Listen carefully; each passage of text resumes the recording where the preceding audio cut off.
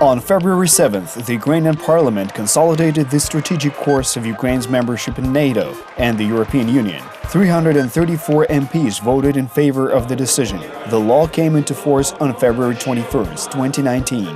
The consolidation in the Constitution is, of course, a significant event. The Constitution is the main law pursuant to which the state lives and progresses. Our task is to make the process irreversible.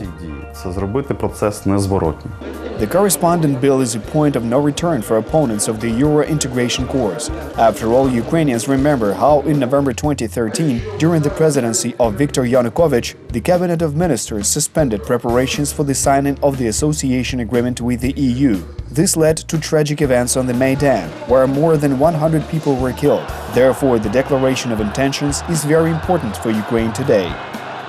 We balanced and served as a bridge between the West and the East. We were proud of our transitional status from Russia to Western countries, and we often received some benefits from this policy. But unfortunately, we did not move forward at the time. The fact that Ukraine has determined the course of European integration and joining NATO at the constitutional level is another confirmation that the state is consistent in its foreign policy guidelines, experts say. Now Ukrainian politicians need to develop a detailed implementation plan. In order for us today to speak about the significance of these constitutional changes, it would be very important that this work has practical and proven methods. And these practical steps can be very easy for us to take, because we have the association agreement. We're already taking quite a lot of positive steps in this direction. And of course, implementation of the necessary reforms is a tool for deepening European integration. Ще одним інструментом для, власне, поглиблення європейської інтеграції. In May 2017, the Ukrainian parliament passed a special bill which defined joining NATO the main goal of Ukraine's foreign policy. Its main principle is to deepen cooperation with the alliance in order to become a member of this organization. There are still a number of bills regarding European integration that have to be approved by the Верховна Рада. НАТО – це перш за все демократичні перетворення, це повага до прав людини. Тобто всі ті класичні, так і економіки. NATO is above all a democratic transformation. This is respect for human rights. Well, of course, we are talking about cooperation at the military level. And when we hear from some politicians that Ukraine should remain a non-aligned country, it sounds like an attractive slogan. But it is very dangerous. Today we see aggression of the Russian Federation towards Ukraine. That means Ukraine, with its geopolitical location, cannot be a non-bloc country. Україна з її геополітичним розташуванням абсолютно не може бути позаблоковою. Harmonization of goals and practical steps are key points that need to be followed.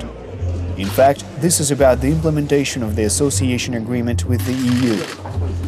Угода про асоціацію – це абсолютно величезний. The association agreement is a major comprehensive document that covers absolutely all spheres of social activity.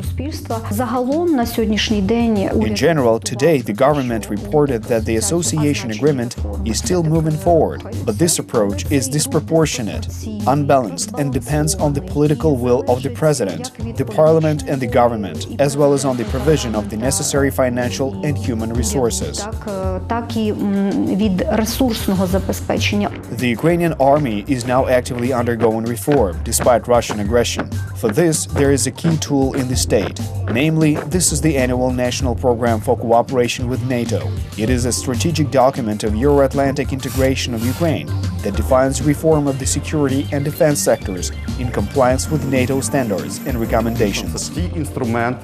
In fact, these are methods that will no longer be declarative, because the Ukraine-NATO annual national program instead of the Membership Action Plan of 2008 was for 10 years more declarative and was fulfilled by only 20 to 30%. Each position was rewritten again in a new plan. In short, it was an incomplete document.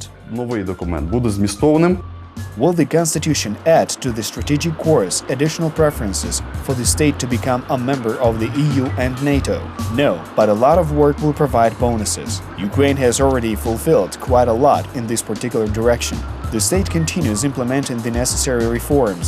Among them are successful ones, such as the decentralization reform, which aims to break the old Soviet administrative model. As a result of this, the regions receive additional powers and the ability to spend funds at their own discretion. Now we have been implementing the reform of the medical sector. We're also planning the reform of the education sphere. The country is undergoing serious reform. But of course, the most important thing is the reform associated with the supremacy of the law and the system of justice. It is not enough to make some progress. It must always continue, and this process should constantly be monitored. The fact is that this process is inherently quite difficult, and many obstacles must be overcome. For example, if we take into account the results of the current research, the index of European integration countries of the Eastern Partnership countries, Ukraine demonstrated the highest development in the sphere of European integration and rapprochement with the European Union, according to different policies and standards. After the adoption of the bill of the Parliament, the next step is the full implementation of the association agreement between Ukraine and the EU.